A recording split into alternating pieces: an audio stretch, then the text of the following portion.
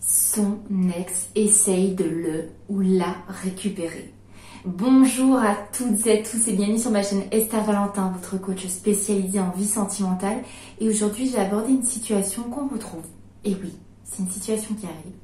Vous êtes dans une relation avec une personne et vous avez l'ex de cette personne qui essaie de la reconquérir. Et oui, c'est possible. N'oubliez pas que tout est possible et c'est des situations, peut-être c'est la vôtre. Et dans ce cas-là, on va en parler et on va voir comment on réagit dans cette situation. Ça peut apprendre même aux personnes qui sont en reconquête à fonctionner et à voir comment bouge leur reconquête. Bref, dans tous les cas, je vais commencer tout de suite avec quelque chose d'assez impactant. Je vais vous mettre deux gros panneaux, attention, je pense, dans cette vidéo. Le premier, ça va être que la réelle disponibilité de ce partenaire que vous avez actuellement, c'est ça qu'il faut regarder. Et quand je parle d'une réelle disponibilité, c'est qu'est-ce qu'il va faire comme place, qu'est-ce qu'il va faire pour vous prouver quelle place il vous fait, tout simplement, quelle place il est prêt à vous offrir. C'est ça l'important.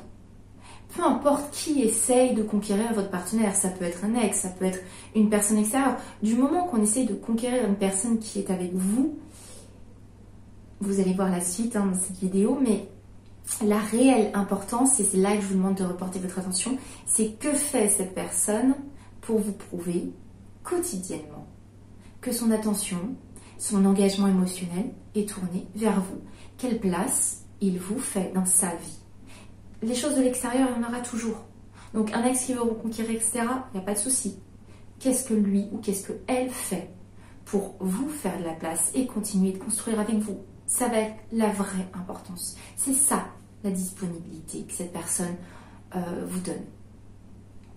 Ensuite, un deuxième panneau, attention tout de suite, comme ça on les enchaîne, ça va être vraiment si votre partenaire, il ou elle, peu importe, parle de son ex tout le temps.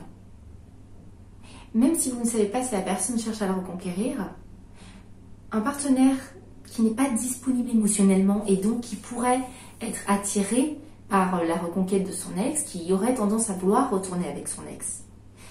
Il y a de fortes chances que ce soit une personne qui en parle tout le temps. C'est un signe, en fait. Parler de son ex tout le temps, ça veut dire que constamment, c'est quelque chose qui est présent dans notre esprit. C'est quelque chose qui fait partie de notre présent. On peut dire sous couvert de oui, mais je t'en parle pour mieux que tu me comprennes, je t'en parle pour que tu me connaisses, etc. Oui, mais ça veut dire non seul que c'est quand même présent.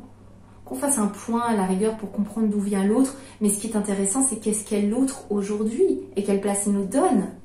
De parler de son ex, finalement, ça signifie juste mon ex est une discussion importante, c'est quelque chose de présent dans mon esprit. Et pendant que j'en parle, j'y fais de la place à mon ex. Donc attention si vous vous retrouvez dans ce schéma-là, si l'autre parle constamment de son ex. Et attention aussi si il ou elle s'implique trop, selon votre ressenti, envers son ex.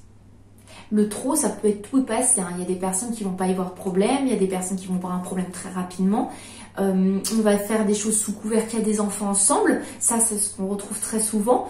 Oui, mais j'ai des enfants avec, donc je suis obligée de lui répondre. Oui, non, mais là, elle te demande tout et n'importe quoi. Enfin, elle t'écrit 6 fois par jour. Est-ce qu'on peut mettre ça sous couvert d'avoir des enfants? Voilà, ça va vraiment être à votre ressenti. Pourquoi je dis votre ressenti? Pourquoi c'est super important? Parce que l'intérêt, c'est de se demander si on est bien dans une relation. Tout l'intérêt est là. Faire un jugement sur le comportement de l'autre, juger par rapport à quoi? Vous trouverez toujours des extrêmes qui vont dans un sens ou l'autre. Mais vous, comment vous vous sentez? C'est cette question-là que vous devez vous poser. Est-ce que vous trouvez qu'il y a beaucoup trop d'espace pour cet ex et vous ne sentez pas assez de place pour vous? Ça va être ça, la question importante. Dans tous les cas, ce qui va être très important, que je veux que vous entendiez aujourd'hui, on ne doit pas vous mettre en compétition. On ne doit pas vous faire ressentir une quelconque compétition. Vous n'êtes en compétition avec personne, seulement avec vous-même. Si une personne vous met comme une possibilité d'option face à quelqu'un d'autre, non. Non, ne permettez pas ça. Vous n'êtes pas une option et vous n'êtes en compétition avec personne. On choisit de vous faire de la place ou on vous en fait pas. Point. Je vais être assez radicale là sur ce coup-là. Donc, vous n'êtes pas en compétition. Et surtout, vous n'avez jamais à vous battre pour qu'on vous fasse de la place. On a envie de vous en faire ou on n'a pas envie de vous en faire. Point. L'entre-deux, il n'existe pas en fait. L'entre-deux, ce sera désespoir, ça va être un manque de confiance en soi qui va nous le faire supporter. Mais soit on vous fait de la place, soit vous-même accordez votre place à quelqu'un d'autre. Alors désolée, dans cette vidéo, c'est vrai que je vais être un peu tranchante. Mais je ne veux absolument pas que vous ressentiez ce sentiment de vous battre ou d'être en compétition parce que je sais à quel point il peut générer une déconstruction de l'estime de soi. Et là, on va aller sur une blessure qui sera plus profonde pour le reste de votre vie. Et c'est pas le cas. Les relations amoureuses, elles sont pas faites pour nous générer ça. Vraiment pas. Vous le savez, en ma philosophie, c'est pas ça. L'amour sain, ce n'est pas ça. Donc, vous, de votre côté, qu'est-ce que vous devez faire pour être sûr, en tout cas, si vous rencontrez ce genre de situation, si vous êtes face à une ex qui est encombrante et qui veut reconquérir votre partenaire, si, après tous ces panneaux, attention qu'on avait ensemble, si vous avez une personne qui vous fait de la place, mais que vous vous sentez quand même en insécurité, si l'autre, de son côté, ne fait pas tout ce qu'on vient de citer et vous fait de la place et montre que lui n'est pas intéressé. Donc on est vraiment sur la partie où c'est vraiment l'ex qui veut ça, mais lui essaie vraiment de nettoyer le passage et de vous faire de la place à vous. Vous, de votre côté, quelles sont les meilleures réactions, les meilleures attitudes à avoir pour donner les possibilités à votre relation de continuer de grandir et de laisser cet ex sans retour? Ça va être de ne pas parler de cet ex. Ne parlez pas de l'ex, mais passez plutôt votre énergie à dégager votre confiance en vous. Vous n'êtes en compétition avec personne, j'ai pas le temps de me mettre moi-même en compétition avec une personne qui pense que je suis compétitable.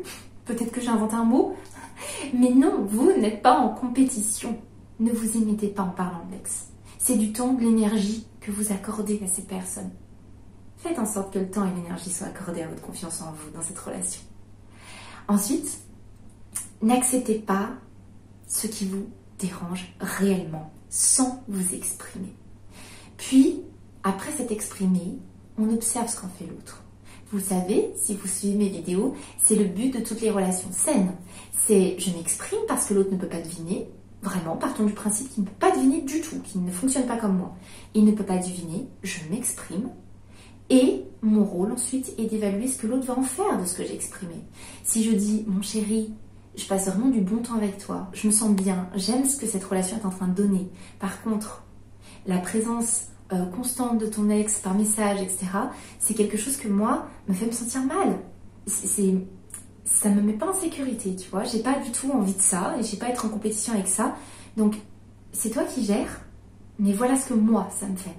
Comme ça, tu le sauras. Tu auras tous les outils pour prendre tes décisions et tes choix à venir. Et ensuite, vous regardez ce que l'autre en fait. S'il continue, vous n'êtes pas très considéré.